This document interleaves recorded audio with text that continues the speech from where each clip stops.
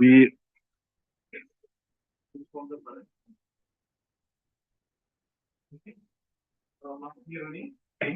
we started discussing about Musa alayhi salam, Musa alayhi salatu wa taslim.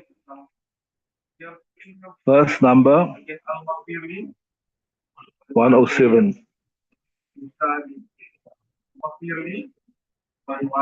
So we spoke about Allah Ta'ala sending Musa alayhi salam. We discussed وقال موسى يا فرعون إني رسول من رب العالمين حقيق على ألا أقول أنا وإلى الحق قد جئتكم ببينة من ربكم فأرسل معي بني إسرائيل قال إن كنت جئت بآية فأتي بها إن كنت من الصادقين.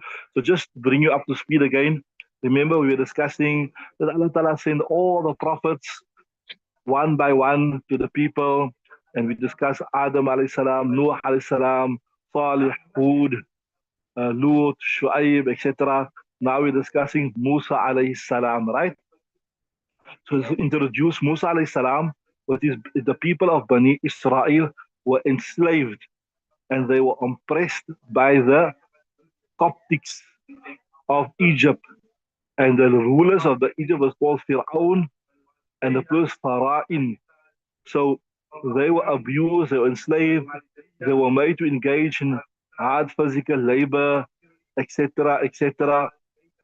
And also, they were made, Fir'aun who claimed to be a Allah. I don't know if that he believed that himself, but anyway, like how you see these videos nowadays of in Syria where the soldiers were telling the Sunnis that say Bashar is your God, say Bashar is your God. Maybe they just don't believe that, but they just do it to taunt the people. They just do it to taunt the people, just to belittle them, etc. But anyway, the bottom line is this here that this is the condition that Musa alayhi salam came, that they were enslaved, they were abused physically and theologically. They had to accept Fir'aun as their God. They were not allowed to worship Allah Ta'ala freely, etc. And Musa alayhi salam came under these circumstances. So Musa alayhi salam came under the circumstances where the Bani Israel were physically enslaved and they were mentally enslaved, or you can say they were theologically enslaved. Like when the white man came to Africa, he enslaved the people and also he imposed his religion upon them. He imposed his creed. So most of the people in Africa today they are Christian, whatever. Why? Because they were also not only physically colonized, they were also what? Religiously colonized. They they were forced to accept the Bible.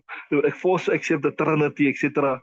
So this also was a type of, you say, a religious colonization. It was a religious enslavement. It was a religious imprisonment.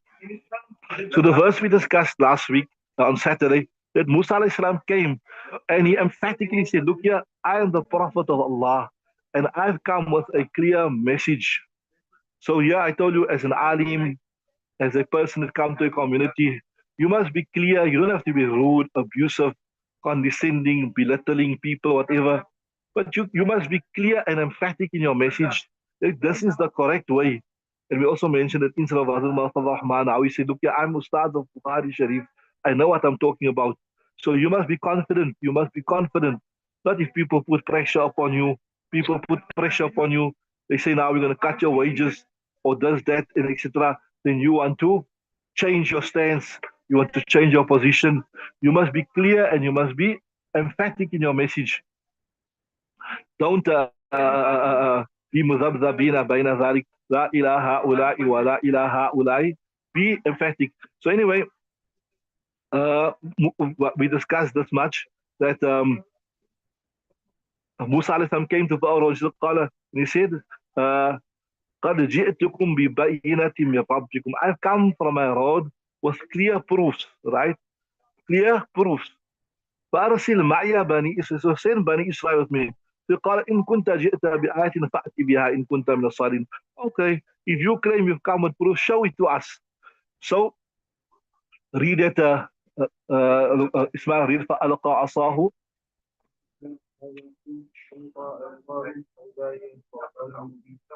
ونزع يده فإذا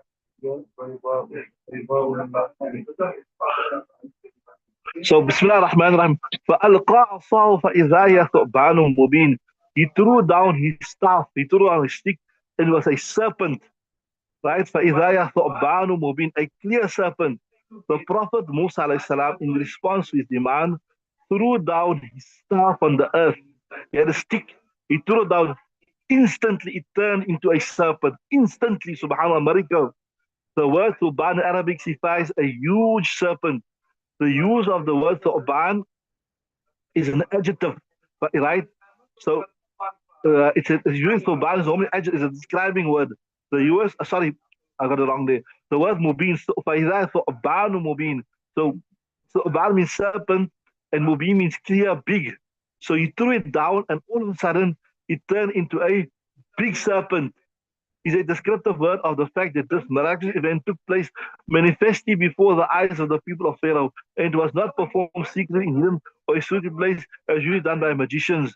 So what it's trying to show here is that by saying Thu'ban Mubin, clear, it was a huge serpent that manifested itself openly in front of everybody. It was not something like how a magician, what he do, he hides something away, he performs some trick with a hand, or he's not often his magic is just an illusion. It is not real or something like that. Here is showing you this was real. That the stick actually turned into a snake. It's not where he was fooling people with mind games or mind tricks or hypnosis or he hypnotize the people. Then, and remember, okay, you weren't here with us last year, but when we discussed this last year under the chapter of Sihr, we said that Sihr, that the miracles of the Anbiya alayhimus salatu wa taslim is real. It's an actual thing. The haqiqat changes. It is not something which is an illusion where you forming or you lying. So he's saying Thu'banun Mubin means clear, open, that in front of the people. In some historical traditions, it's been cited on authority of the comment of the Abbas that as the serpent moved towards Pharaoh, he jumped from his throne and sought shelter near the Prophet Musa alayhi salam, and many of his courtiers died of extreme fear. So this was like a real snake to such an extent that even Pharaoh jumped from his throne. And the courtiers, some of them died out of fear. Transformation of the staff into a real serpent is not, in fact, not totally impossible as it apparently seems. It is, however, surprising due to being unusual. So it's not possible. It's maybe unusual. Is what we term in English as in Arabic, khariqun al-adat. It is out of the norm. It is out of the norm.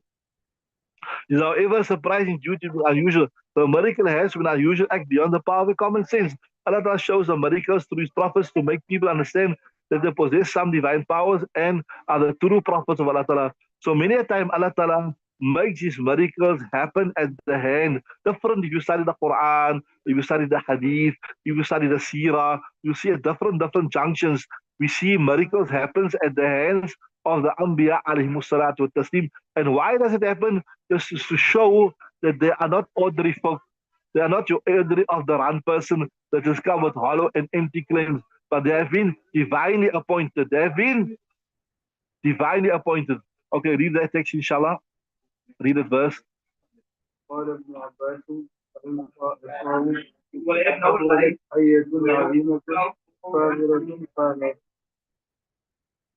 Right.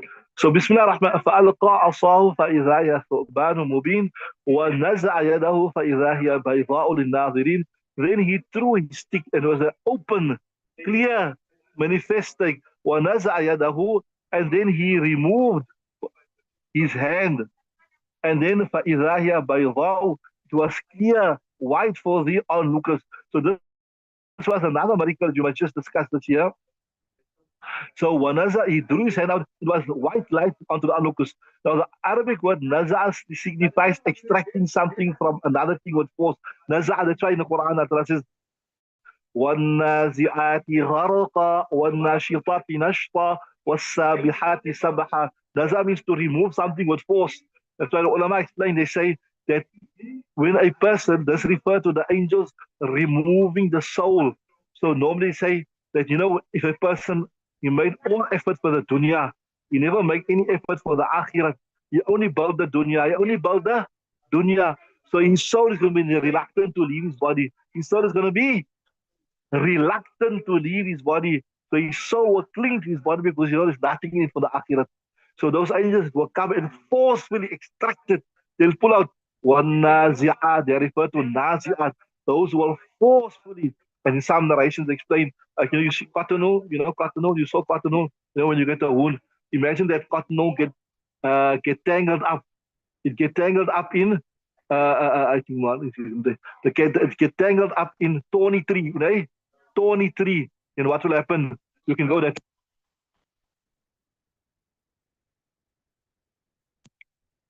that thing gets what you call it stuck in there. When you pull it out, what happens? It breaks up, it fragments. So same thing here. This will break up and fragment your soul. It will cling. Okay, they'll start for the next period. They will stop there. So there's the next. What period doing it, Mara? Mufti Yusuf? One Azim's one. Okay, so okay, we'll just put it on the. We'll stop.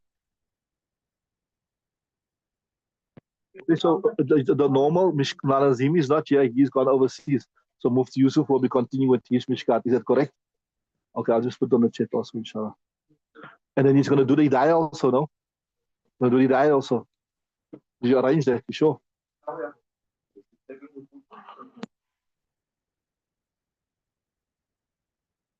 Okay, perfect.